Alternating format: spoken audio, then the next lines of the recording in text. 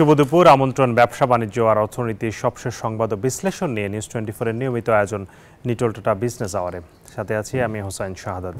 রবি থেকে বৃহস্পতিবার দুপুর 1টায় প্রচারিত হচ্ছে আমাদের এই অনুষ্ঠান। দর্শক, গোটা আয়োজনে দেশ বিদেশের ব্যবসা বাণিজ্যের সবশেষ খবর ছাড়াও থাকছে খবরের বিশ্লেষণ। এছাড়াও শেয়ার বাজার ও মুদ্রা বাজারের আপডেট সহ জানাবো আন্তর্জাতিক বাণিজ্যের হালচাল। নতুন করে প্রাণ ফিরে পেতে শুরু করেছে বাঁশ ও বেত শিল্প। এসএমই ফাউন্ডেশনের প্রশিক্ষণ পেয়ে প্রান্তিক অঞ্চলের উদ্যোক্তারাও তৈরি করছেন দৃষ্টিনন্দন পণ্য। স্থানীয় বাজারের পাশাপাশি যা রপ্তানি হচ্ছে ইউরোপের বিভিন্ন দেশে, তবে পুঁজি জোগাড় করতে এখনও হিমশিম খেতে হচ্ছে উদ্যোক্তাদের, ফলে অনেক সময়ে ব্যাহত হচ্ছে উৎপাদন। মানিকগঞ্জের ঘিওর থেকে মোফাজ্জল হোসেন বাবলুর ক্যামেরায় আরও জানাচ্ছেন ওয়ালিদ সাকিব।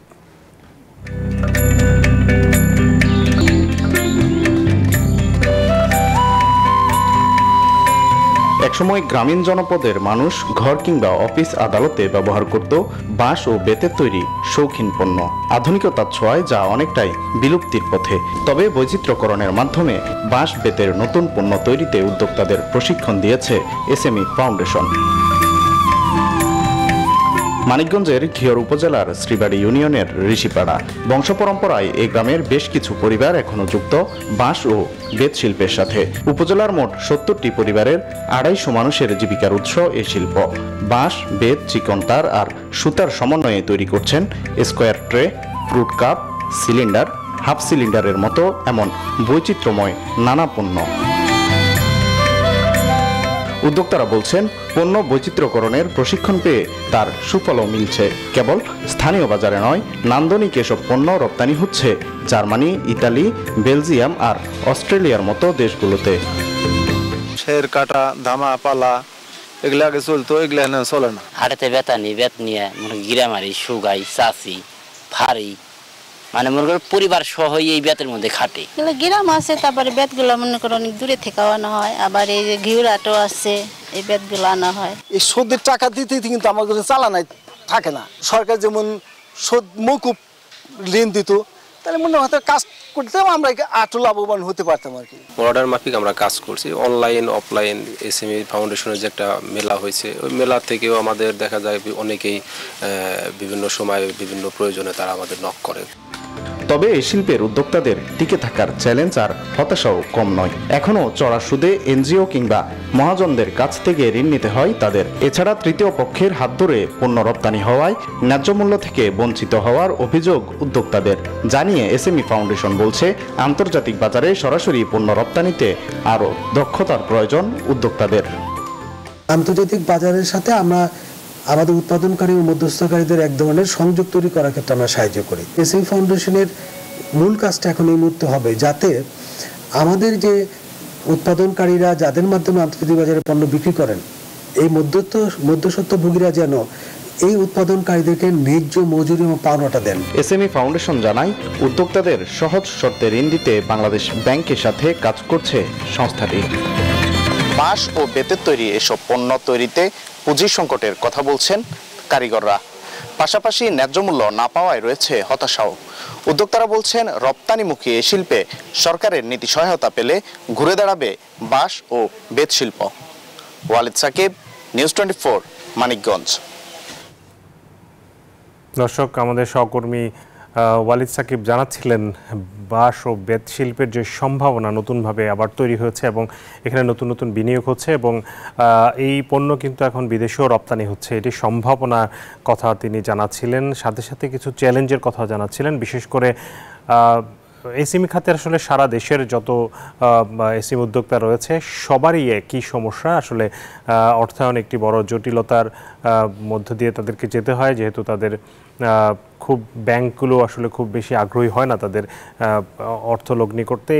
এছাড়া আরও অনেক ধরনের সমস্যার মধ্য দিয়ে, চ্যালেঞ্জের মধ্য দিয়ে কিন্তু এসএমই উদ্যোক্তারা এগিয়ে যাচ্ছেন। এই বিষয়গুলো নিয়ে আমরা আজকে আলোচনা করতে চাই। আমাদের সাথে যুক্ত হয়েছেন এসএমই ফাউন্ডেশনের পরিচালক রাশিদুল করিম মুন্না। জনাব মুন্না, আপনাকে স্বাগত জানাচ্ছি। মুন্না, আপনাকে আমরা দেখতে পাচ্ছি এবং শুনতেও পাচ্ছি, তবে আপনাকে আমরা আসলে একটু উল্টাপাল্টা দেখতে পাচ্ছি। আপনি যদি একটু আপনার ক্যামেরাটা ঠিক করে নেন তাহলে আমাদের দর্শকদের দেখতে সুবিধা হবে।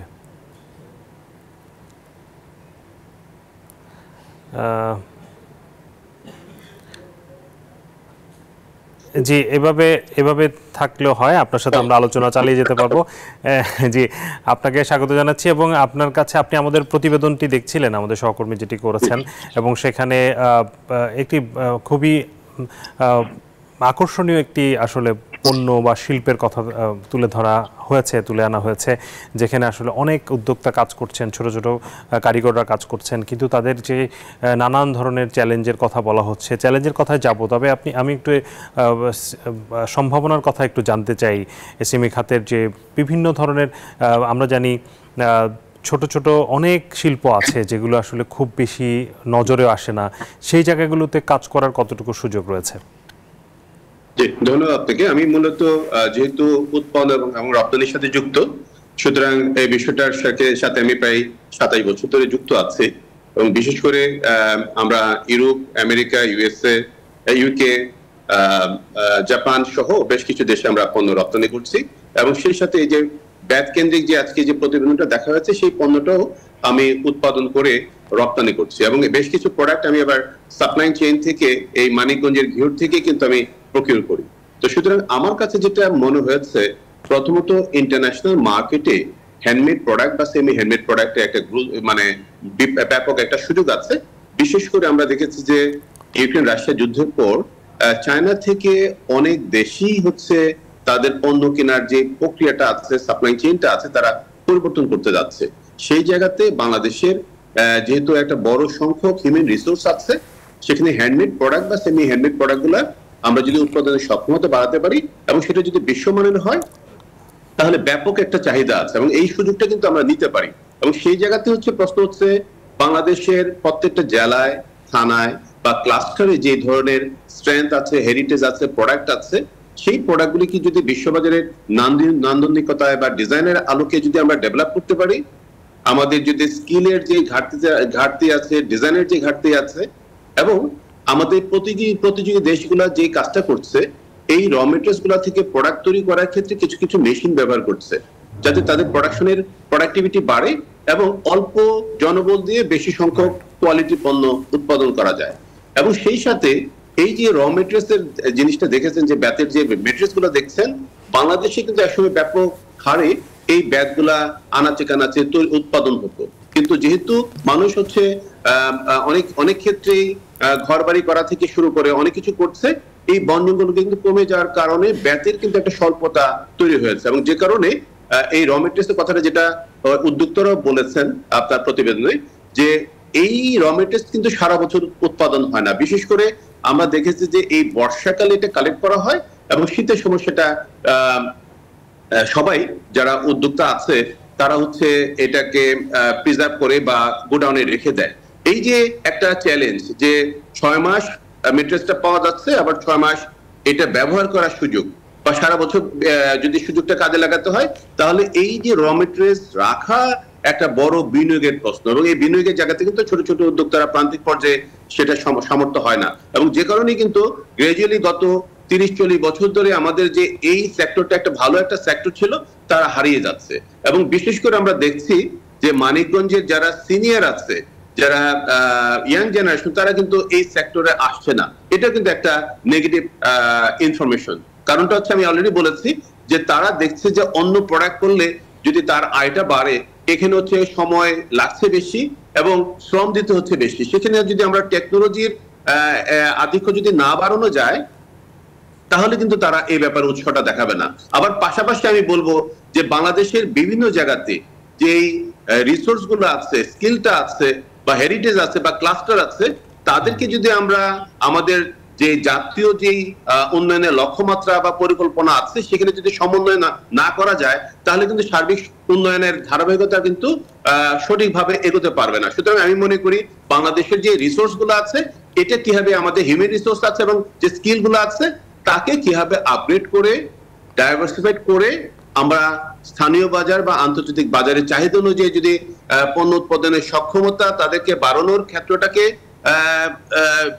প্রসারিত করা যায়, এবং সেই সাথে তাদের যে চ্যালেঞ্জ গুলো আছে, মূলধনের চ্যালেঞ্জ, টেকনোলজির চ্যালেঞ্জ, মার্কেটিং এর চ্যালেঞ্জ, এই জায়গাতে যদি একটি সমন্বিত উদ্যোগ নেওয়া যায় তাহলে ভালো, এবং যে কাজটা কিন্তু এসএমই ফাউন্ডেশন তার সামর্থ্য অনুযায়ী কিন্তু নিয়েছে বলে কিন্তু বাংলাদেশের বিভিন্ন ক্লাস্টারে কিন্তু কিছুটা ডেভেলপমেন্টের একটা প্রক্রিয়া চলমান আছে, এবং সেক্ষেত্রে কিন্তু এসএমই ফাউন্ডেশন মূলতই ফোকাস করছে R&D, প্রোডাক্ট ডেভেলপমেন্ট, ফাইন্যান্সিয়াল যেই ল্যাকিংটা বা চ্যালেঞ্জটা তারা পড়ছে তাদেরকে কিভাবে ব্যাংকেরগুলোর সাথে ইন্ট্রোডিউস করে দেওয়া যায় এবং তাদের মার্কেটটা কিভাবে প্রসারিত করা যায় সেই জায়গাটাতে কিন্তু এসএমই ফাউন্ডেশন ফোকাস করে কাজ করার চেষ্টা করছে তার সীমিত সামর্থ্য অনুযায়ী। কিন্তু আমি মনে করি যে সার্বিকভাবে আমাদের বিশ্ববাজারে যে চাহিদাটা আছে সেই চাহিদায় বাংলাদেশ একটা চমৎকার সুযোগ নিতে পারে, বিশেষ করে ইউক্রেন রাশিয়ার পর বিশ্ব রাজনীতি এবং বিশ্ব বাণিজ্যের যে পরিবর্তনটা এসেছে, বাংলাদেশ চায়নার অল্টারনেটিভ সাপ্লাই চেইন বা সাপ্লাই সোর্স হিসেবে একটা বড় ভূমিকা নিতে পারে এই ধরনের পণ্যগুলা নিয়ে। জি অবশ্যই, সেখানে আপনাকে একটু জানতে চাই যে আপনারা আসলে কি কাজ করছেন, বিশেষ করে তাদের পণ্যগুলোকে বিদেশে যাতে পাঠানো যায়, বাজারের সাথে সম্পৃক্ত করা, এবং সবচেয়ে বড় সমস্যা সেটি হচ্ছে ব্যাংক থেকে অর্থায়নের ক্ষেত্রে। এই দুটো জায়গায় আপনারা আসলে কি কাজ করছেন স্পেসিফিকলি যদি বলেন, এসএমই ফাউন্ডেশনের উদ্যোগটা কি? আমাদের এসএমই ফাউন্ডেশনের মূল যে ফোকাসটা সেটা হচ্ছে ওই যে ক্লাস্টার আছে তাদেরকে নিয়ে একটা কম্প্রিহেনসিভ স্টাডি করা হয় যে তাদের অপরচুনিটি কি আছে, অর্থাৎ তাদের স্ট্রেংথ কি আছে, এবং সেই স্ট্রেংথটাকে তারা এগিয়ে নিয়ে যাওয়ার ক্ষেত্রে তাদের ল্যাকিং গুলা বা তাদের উইকনেস গুলা কি আছে। সেখানে ফাইন্যান্সিয়াল একটা ইস্যু, সেই সাথে আমি পার্সোনালি মনে করি যে মূল চ্যালেঞ্জটা হচ্ছে ডিজাইন ডেভেলপমেন্ট, অর্থাৎ তারা হয়তো 30 বছর ধরে বা 40 বছর ধরে একই প্যাটার্নের কাজগুলো করছে, কিন্তু এই যে বাজারে যে পরিবর্তনগুলো আসছে বা কাস্টমারের যে চাহিদার একটা পরিবর্তন এসেছে, ইভেন আমাদের লোকাল মার্কেটে যে ইয়াং জেনারেশন আছে তারা কিন্তু ন্যাচারাল বেসড প্রোডাক্টগুলো কিনতে চায়, কিন্তু তারা তাদের ডিজাইন অনুযায়ী বা তাদের ডিমান্ড অনুযায়ী প্রোডাক্টগুলি চায়। এই জায়গাতে হচ্ছে এসএমই ফাউন্ডেশন মূলত ডিজাইন সাপোর্টিং এ একটা বড় রোল প্লে করছে। তাদের এই নতুন ডিজাইনের প্রোডাক্ট তৈরি করার ক্ষেত্রে যে তাদের স্কিলের যে ঘাটতি আছে, তাদের স্কিল আছে এক্সিস্টিং প্রোডাক্টে, বাট এটাকে যে ডাইভার্সিফাইড করা বা নতুন প্রোডাক্টের দিকে কনভার্ট করা, তার জন্য যেই স্কিলের যে ঘাটতি আছে সেই জায়গাতে এসএমই ফাউন্ডেশন ফোকাস করছে। এবং তাদের পণ্যটা, যেমন আমাদের রিসেন্টলি গত মাসে এসএমই ফেয়ার হয়ে গেল, জাতীয় এসএমই ফেয়ার, সেখানে তাদেরকে কিন্তু আমরা খুব সিরিয়াসলি হাইলাইট করেছি, এবং সেই জায়গাতে কিন্তু আমরা তাদেরকে চেষ্টা করেছি যে যারা ক্রেতা আছে তাদের সাথে কিভাবে সুন্দরভাবে একটা সমন্বয় করা যায়, এবং এই জায়গাতে যখন তারা তাদের কাজের পরিধিটা বাড়ানোর সুযোগের জায়গাতে যে ফাইন্যান্সিয়াল যে ল্যাকিংটা আছে বা চ্যালেঞ্জটা আছে, সেই জায়গাতে এসএমই ফাউন্ডেশনের একটা স্পেশাল রিভলভিং ফান্ড আছে, সেটা ব্যাংকিং চ্যানেলে এটা ইমপ্লিমেন্টেশন হয়। সেই উদ্যোক্তাদেরকে কিন্তু সেই ব্যাংকগুলোর সাথে ইন্ট্রোডিউস করে দেওয়া যাতে তারা সেই লোনটা পেতে পারে। সেক্ষেত্রে আরেকটা বড় চ্যালেঞ্জ যেটা আছে উদ্যোক্তাদের মধ্যে, বিশেষ করে প্রান্তিক লেভেলে, তাদের ব্যাংকিং অ্যাপ্রোচের যে ডকুমেন্টেশন গুলা লাগে সেই ডকুমেন্টেশন গুলা অনেক ক্ষেত্রে নেই, যেমন ট্রেড লাইসেন্স নেই, টিন নাম্বার নেই, ভ্যাট লাইসেন্স নেই, থেকে শুরু করে আদার যে রিকোয়ারমেন্ট গুলা থাকে সেটা অনেক ক্ষেত্রে নেই। সেটা আমরা কিভাবে তাদেরকে সাপোর্ট দিয়ে ওটা ডেভেলপ করা যায়, এবং সেক্ষেত্রে যেহেতু এককভাবে করাটা খুব ডিফিকাল্ট, তার কারণ তারা প্রান্তিক লেভেলে কাজ করে, তাদেরকে একটা সমিতির মাধ্যমে এই প্রক্রিয়াটা কিভাবে সহজ করা যায়, ফাইন্যান্সিয়াল সাপোর্টটাকে তার দোরগোলায় নিয়ে দিয়ে দেওয়া যায়, সেক্ষেত্রে আমরা একটা সমিতির আওতায় এই কাজটা করার চেষ্টা করি যাতে তারা সেই তাদের চ্যালেঞ্জগুলো উত্তরের সুযোগটা বাড়ে। জি, একটি বিষয় আসলে এই মুহূর্তে গত কয়েক বছর ধরে যে চ্যালেঞ্জ চলছে পুরো অর্থনীতিতে, পুরো বাংলাদেশ বলেন, বিশ্ব অর্থনীতি বলেন, মূল্যস্ফীতির যে চাপ এবং র মেটেরিয়ালসের যেই দাম বিশ্ববাজারে বাড়ছে বা বেড়েছে, সব কিছু মিলিয়ে ব্যবসায়ীরা আসলে ভীষণ চাপে রয়েছেন। এর প্রভাবটা সবচেয়ে বেশি তো এসএমই খাতে পড়েছে। এসএমই খাতের ছোট ছোট উদ্যোক্তারা, যেহেতু তাদের আসলে সক্ষমতা কম, এই মুহূর্তে আসলে তাদের কি পরিস্থিতি আছে, বিশেষ করে বর্তমানে এই অর্থনৈতিক চাপের মধ্যে তাদের পরিস্থিতি কি, তারা আসলে কিভাবে এই মুহূর্তে নিজেদেরকে টিকিয়ে রেখেছেন ব্যবসায়? সত্যিকার অর্থে এই সেক্টরে যারা আছে তারা খুব একটা কঠিন একটা সময় পার করছে, বিশেষ করে কোভিডের সময়ে আমাদের যে স্থানীয় বাজারে যে বিক্রির যে প্রক্রিয়াটা সেটা অনেক ক্ষেত্রেই বাধাগ্রস্ত হয়েছিল, এবং তারপরে হচ্ছে এই ইউক্রেন রাশিয়া যুদ্ধের কারণে সারা বিশ্বে একটা বড় প্রভাব পড়েছে, এবং সেটা বাংলাদেশও ক্ষতিগ্রস্ত হচ্ছে। অর্থাৎ মানুষের কাছে যদি রুলিংটা না থাকে, ফাইন্যান্সিয়াল রুলিংটা যদি প্রপারলি না হয়, তাহলে মানুষ কিনবে কিভাবে? সুতরাং এই জায়গাতে কিন্তু কেনার প্রবণতাটা কিছুটা কমেছে, এবং সেই কারণে যারা উৎপাদন করছে, যেখানে তারা বছরে 6 বার বা 7 বার বা 10 বার তাদের মেট্রেস কিনা, প্রোডাক্ট তৈরি করা এবং বিক্রি করা, এই যে রুলিংটা হতো সেটা কিন্তু এখন কমে আসছে। এটা হয়তো 3 বার বা 4 বারের মধ্যে চলে আসছে। সুতরাং তাদের ইন টার্মস অফ হচ্ছে কস্ট অফ প্রোডাকশন কিন্তু বেড়ে গেছে, বাট বিক্রির জায়গাতে তারা সেই পরিমাণ লাভ করতে পারছে না। সুতরাং এই চ্যালেঞ্জটা কিন্তু এসএমইদের সারা দেশেই কিন্তু যারা বিভিন্ন ধরনের পণ্য উৎপাদন করছে তাদের একটা বড় ধরনের প্রভাব পড়েছে। সুতরাং আমি মনে করি যে এটা উত্তরণেরও সুযোগ আছে, যে সরকার বা মন্ত্রণালয় বিভিন্নভাবে বিভিন্ন কাজ করছে।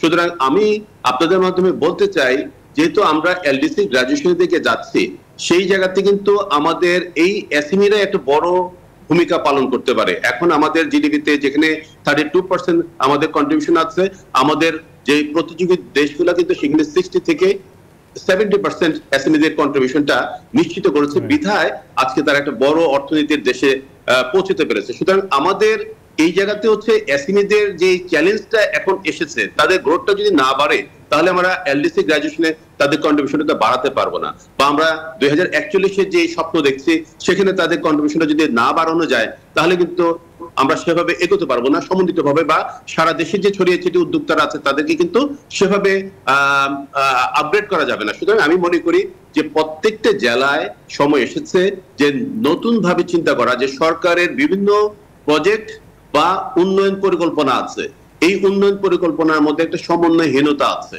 এই ক্ষেত্রে আমি মনে করি প্রত্যেকটা জেলার জেলা প্রশাসনের আওতায় প্রত্যেকটা জেলায় একটা ম্যাপিং হওয়া দরকার, যাতে ওই জেলায় যে ধরনের স্ট্রেংথ আছে, ওই জেলায় যে হেরিটেজ আছে, সেই ওই জেলায় যে প্রোডাক্টগুলি আছে এবং সেই প্রোডাক্টগুলো যে এই সমস্ত উদ্যোক্তারা উৎপাদন করছে তাদের কিভাবে তাদের প্রোডাক্টিভিটি বাড়ানো যায়, তাদের প্রোডাক্টটাকে মার্কেটিং কিভাবে করা যায়, তাদের স্কিলটাকে কিভাবে আপগ্রেড করা যায়, তাদের এই ফাইন্যান্সিয়াল সাপোর্টের যে ল্যাকিংটা আছে কিভাবে তাদেরকে সহযোগিতার প্রক্রিয়াটা বাড়ানো যায়। সেক্ষেত্রে অবশ্যই এসএমই ফাউন্ডেশন তার সীমিত পরিসরে আছে, কিন্তু সার্বিকভাবে সরকারের যে উন্নয়ন কাঠামোটা আছে সেটার মধ্যে একটা সমন্বয় থাকা দরকার। কারণ আমরা দেখছি বিভিন্ন মন্ত্রণালয় বিভিন্নভাবে বিচ্ছিন্নভাবে প্রোগ্রাম নিচ্ছে, যেটার কিন্তু ইম্প্যাক্টটা কিন্তু আসা যাচ্ছে না, বা ইম্প্যাক্টটা এসএমইরা পাচ্ছে না। সুতরাং এই জায়গাতে একটু ভাবনার দরকার। যেমন আমি জাস্ট গত 3 দিন আগে জাপান থেকে এসেছে একটা ফেয়ার করে, ওখানে যেটা একটা চমৎকার আইডিয়া দেখেছি যে জাপানের সারা দেশে যে সমস্ত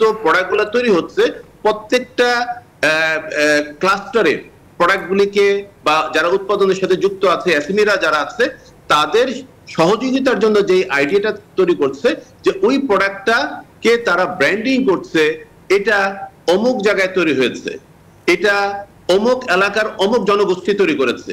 সুতরাং যারা কিনছে তারা চিন্তা করছে যে এই প্রোডাক্টটা কেনার সাথে শুধুমাত্র তার কেনার প্রয়োজনটাই মিটছে না, ওই কমিউনিটির একটা ডেভেলপমেন্ট হচ্ছে। সুতরাং এই যে এসএমইরা যে কাজ করছে, যেটা আপনি বলছেন যে একটা চ্যালেঞ্জের মধ্যে এসেছে, যে তাদের যেই প্রোডাকশনের ক্যাপাসিটি আছে সেই পরিমাণ প্রোডাক্ট তারা বিক্রি করতে পারছে না, এবং সেই জায়গাতে হচ্ছে তাদেরকে কিভাবে সহযোগিতা করা যায়, সরকারের যে উন্নয়ন প্রক্রিয়াটা আছে সেই উন্নয়ন প্রক্রিয়ার মধ্যে একটা সমন্বয় করা যায়, যাতে তারা সুবিধাগুলা নিতে পারে এবং সেই সুবিধা নিয়ে আগামী অর্থনীতিতে তারা যাতে বড় ধরনের ভূমিকা রাখতে পারে। জি, আমরা বুঝতে পেরেছি আপনার মাধ্যমে আসলে সরকারের কাছে এই বার্তাটি নিশ্চয়ই পৌঁছাবে এবং সরকার এই জায়গাগুলোতে উদ্যোগ নেবে, কারণ এসএমইর যে উদ্যোক্তারা রয়েছেন সারা দেশে ছড়িয়ে ছিটিয়ে তারাই কিন্তু এই দেশের অর্থনীতিকে আসলে বাঁচিয়ে রেখেছেন, চাঙ্গা রেখেছেন।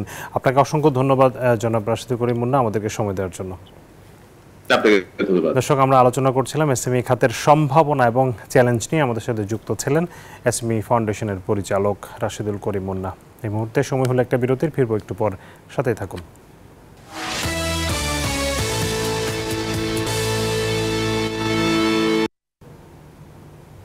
দর্শক, আবারও স্বাগত জানাচ্ছি নিটল ডেটা বিজনেস আওয়ারে। নবম পঞ্চবার্ষিক পরিকল্পনা গ্রহণ ও বাস্তবায়নে বাংলাদেশকে কারিগরি সহায়তা দেবে জাপান। বুধবার জাপানের রাষ্ট্রদূতের সাথে এক বৈঠক শেষে কথা জানান পরিকল্পনা মন্ত্রী মেজর জেনারেল আব্দুস সালাম। বলেন, বাংলাদেশের অবকাঠামো সহ নানা খাতে দীর্ঘদিনের বিনিয়োগ অংশীদার জাপান। পাশাপাশি অনেক প্রকল্প ইতিমধ্যে শেষও করেছে দেশটি।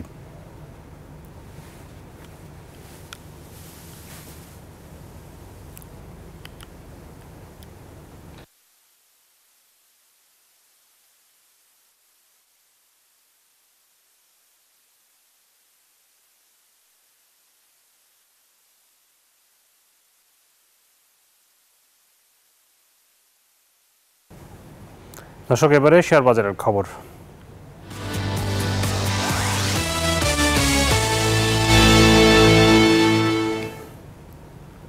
পুঁজিবাজারে লেনদেন চলছে। এই মুহূর্তে লেনদেনের সবশেষ পরিস্থিতি জানতে আমরা যাচ্ছি ঢাকা স্টক এক্সচেঞ্জের ওয়েবসাইটে। আমরা যদি দেখি ঢাকা স্টক এক্সচেঞ্জের লেনদেন পরিস্থিতি এই মুহূর্তে যদিও খুব ভালো দেখতে পাচ্ছি না, লেনদেনের কমেছে সেটি দেখা যাচ্ছে যে এখন পর্যন্ত ডিএসসি এক্স ইন্ডেক্স, ডিএসসি সরিয়া ইন্ডেক্স এবং ডিএস30 তিনটি কিন্তু বেশ খানিকটা কমেছে এবং গতকালের চেয়ে এই মুহূর্তে লেনদেনের পরিমাণও কিন্তু কম। লেনদেনের পরিমাণ যদি দেখি 473 কোটি টাকা এখন পর্যন্ত লেনদেন হয়েছে। লেনদেনে অংশ নেওয়া কোম্পানিগুলোর মধ্যে দাম বেড়েছে 45টির, কমেছে 200টিরও বেশি এবং অপরিবর্তিত রয়েছে 28টি কোম্পানির শেয়ারের দর। দর্শক, পুঁজিবাজারের পর আবার জানাতে চাই মুদ্রা, স্বর্ণ, রূপার বাজারের আপডেট ও দরদাম। শুরুতেই মুদ্রা বাজার পরিস্থিতি। মুদ্রার বিনিময় মূল্য আজকে আমরা দেখতে পাচ্ছি সোনালী ব্যাংকের যেই দর আমাদেরকে দেওয়া হয়েছে সেখানে মার্কিন ডলার কেনা হচ্ছে 117 টাকায়, বিক্রয় 118 টাকা। ইউরো 125 টাকায় কিনে 131 টাকায় বিক্রি করা হচ্ছে। পাউন্ডের কেনা দর 144 টাকা, বিক্রয় 150। চীনা ইউয়ান 13 টাকায় কেনা হচ্ছে, বিক্রয় 17 টাকা। সৌদি রিয়াল 27 টাকা কিনে 30 টাকা 10 পয়সা বিক্রি করা হচ্ছে। ভারতীয় রুপি কেনা হচ্ছে 1 টাকা 32 পয়সা, বিক্রয় 1 টাকা 45 পয়সা। মুদ্রার পর স্বর্ণের দরদাম জানাবো। 22 ক্যারেট স্বর্ণের প্রতি গ্রামের দাম পড়ছে 10,000 টাকার বেশি, ভরিতে 1,18,891 টাকা। 21 ক্যারেটের দাম পড়ছে 1,13,000 টাকার বেশি, 18 ক্যারেট 97,278 টাকা এবং সনাতন স্বর্ণ প্রতি ভরি দাম 80,423 টাকা। রূপার দরদাম জানাবো। 22 ক্যারেট রূপা প্রতি ভরি 2,098 টাকা বিক্রি হচ্ছে। 21 ক্যারেটের দাম 2,005 টাকা, 18 ক্যারেট 1,714 টাকা এবং সনাতন রূপা 1,282 টাকায় বিক্রি হচ্ছে। দর্শক, মুদ্রা এবং স্বর্ণের দরদাম জানাচ্ছিলাম। এই মুহূর্তে নিটল টাটা বিজনেস আওয়ারের সময় হলো আরও একটি বিরতির। ফিরব দেশ ও বিশ্ব বাণিজ্যের আরও খবর নিয়ে, সাথেই থাকুন।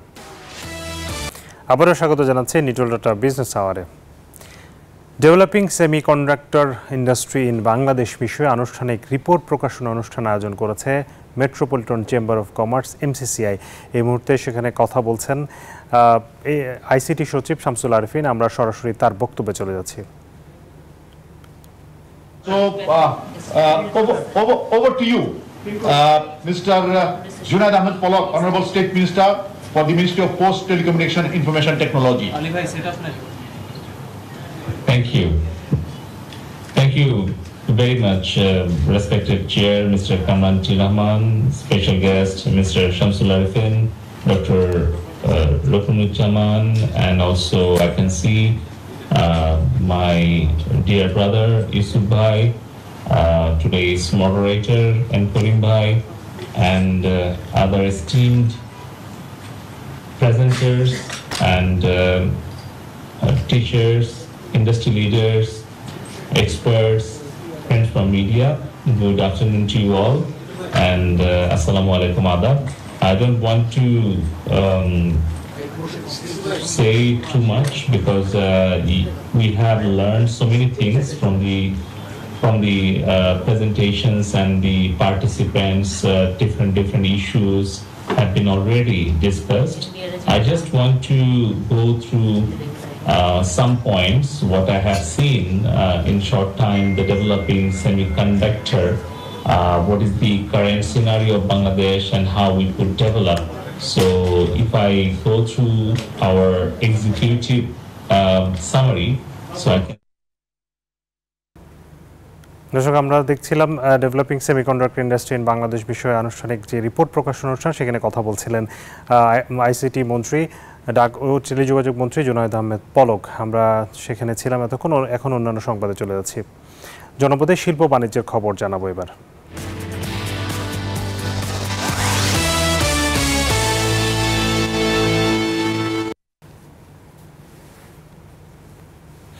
প্রকল্প বাস্তবায়নের নামে আর্থিক দুর্নীতি ও অনিয়মের অভিযোগ উঠেছে বরেন্দ্র বহুমুখী উন্নয়ন কর্তৃপক্ষের বিরুদ্ধে। এসব অনিয়মের বিষয়ে তদন্ত কমিটি প্রতিবেদন দিলেও নেওয়া হয়নি কোনো ব্যবস্থা। লাগামহীন এসব অনিয়ম দুর্নীতির কারণে উত্তরাঞ্চলের কৃষি অর্থনীতির উন্নয়ন ব্যাহত হচ্ছে বলে মত বিশেষজ্ঞদের। এমন বাস্তবতায় প্রয়োজনে কৃষি মন্ত্রণালয় ও দুদকের মাধ্যমে দায়ীদের বিরুদ্ধে কঠোর ব্যবস্থা নেওয়ার আশ্বাস বিভাগীয় কমিশনারের। রাজশাহী থেকে রঞ্জু মাহমুদের ক্যামেরায় মতিউর মর্তুজার প্রতিবেদন। ভূগর্ভস্থ সেচ নালা সম্প্রসারণের মাধ্যমে সেচ এলাকা ও সেচ দক্ষতা বৃদ্ধিকরণ ও ড্রিপ সেচ পদ্ধতির প্রচলন EIECD প্রকল্প। এই প্রকল্পের পরিচালক শহীদুর রহমানের বিরুদ্ধে মানহীন পাইপ কিনে 3,11,60,332 টাকার অনিয়ম ও দুর্নীতির অভিযোগ উঠে। অভিযোগের প্রমাণ পায় তদন্ত কমিটি। নিরীক্ষা প্রতিবেদনেও উঠে আসে এই কর্মকর্তার অনিয়মের সত্যতা। অভিযোগ রয়েছে, অনিয়মের প্রমাণ থাকলেও শুধুমাত্র নির্বাহী পরিচালকের আশীর্বাদ পুষ্ট হওয়ায় শহীদুর রহমানের বিরুদ্ধে কোনো ব্যবস্থা নেওয়া হয়নি। এই বিষয়ে একাধিকবার সময় দিয়েও কথা বলতে রাজি হননি প্রকল্প পরিচালক। উল্টো সংবাদ সংগ্রহ করতে গেলে গুন্ডা বাহিনীকে দিয়ে হুমকির পাশাপাশি করা হয় লাঞ্ছিত।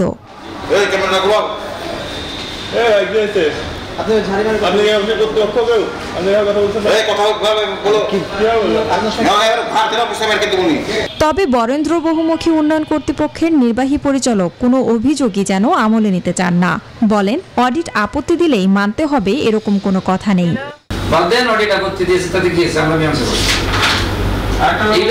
আপত্তির ওদের তো দিতে হয় কিছু, তাই দেয়। এগুলো তাই দিতে হয় কিছু, যদি না দেয় একটা অফিস কি এত ফ্রেশ?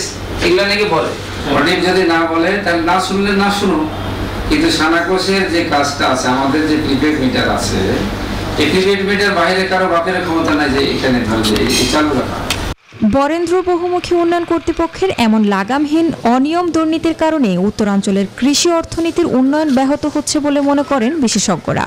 দুর্নীতি করা হয়, দুর্নীতির মাধ্যমে যখন টাকাটাকে লোপাট করা হয়, তখন তো সেই সার্ভিসগুলোর প্রভিশনগুলো আর থাকে না।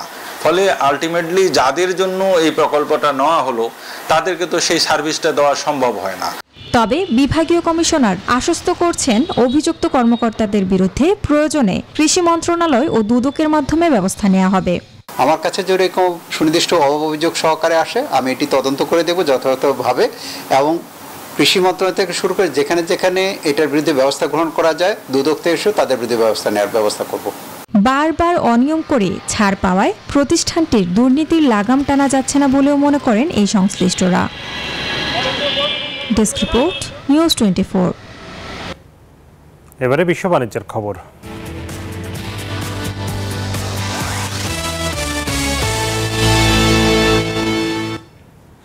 চলতি বছর ভূমধ্যসাগর পাড়ি দিয়ে ইতালিতে পৌঁছেছে 25,345 জন অভিবাসন প্রত্যাশী, যার মধ্যে সবচেয়ে বেশি বাংলাদেশি। দেশটির স্বরাষ্ট্রমন্ত্রী বলছেন, বাংলাদেশ নিরাপদ দেশের তালিকায় থাকায় অবৈধভাবে দেশটিতে বসবাসের কোনো সুযোগ নেই। এমন বাস্তবতায় বৈধভাবে দেশটিতে শ্রমিক নিতে কাজ করছে উভয় দেশের সরকার। ইতালি থেকে রিয়াজ হোসেনের রিপোর্ট। ভূমধ্যসাগর পাড়ি দিয়ে উত্তর আফ্রিকার দেশ লিবিয়া ও তিউনিসিয়া থেকে চলতি বছরের প্রথম 6 মাসে অবৈধভাবে সবচেয়ে বেশি ইতালিতে প্রবেশ করেছে বাংলাদেশি অভিবাসীরা। এরপরেই তালিকায় রয়েছে যুদ্ধবিধ্বস্ত দেশ সিরিয়া ও তিউনিসিয়ার নাগরিকেরা। দেশটির স্বরাষ্ট্র মন্ত্রণালয়ের প্রতিবেদনে বলা হয়েছে, চলতি বছর বা 2024 সালের 1 জানুয়ারি থেকে 28 জুন পর্যন্ত ভূমধ্যসাগর পাড়ি দিয়ে ইতালি এসে পৌঁছেছে 25,345 জন অভিবাসী। এর মধ্যে সবচেয়ে বেশি রয়েছে বাংলাদেশের নাগরিকরা। 6 মাসে অবৈধভাবে ইতালিতে আসা মোট অভিবাসীর মধ্যে 5,382 জন বাংলাদেশি নাগরিক, যা কিনা মোট অভিবাসীর 21%। অনেকে আছেন যারা দালালের খপ্পরে পড়ে সম্প্রতি দেশটির পররাষ্ট্র মন্ত্রণালয়ের সচিব বাংলাদেশ সফরকালে পররাষ্ট্রমন্ত্রী ডক্টর হাসান মাহমুদের সাথে সৌজন্য সাক্ষাৎ করে বৈধভাবে দক্ষ শ্রমিক নেওয়ার ইচ্ছা জানান। সেই সাথে অবৈধ অভিবাসী ইস্যু নিয়েও আলোচনা করেন। যারা বিভিন্ন পন্থায় অবৈধভাবে সাগর পথে জীবনের ঝুঁকি নিয়ে ইটালিতে আসতে চান। Riaz Hossain, news 24, Rome, Italy. দর্শক, এই ছিল নিটোলটা বিজনেস আওয়ারের আজকের আয়োজন। এতক্ষণ আমাদের সাথে থাকার জন্য আপনাদের সবাইকে অসংখ্য ধন্যবাদ।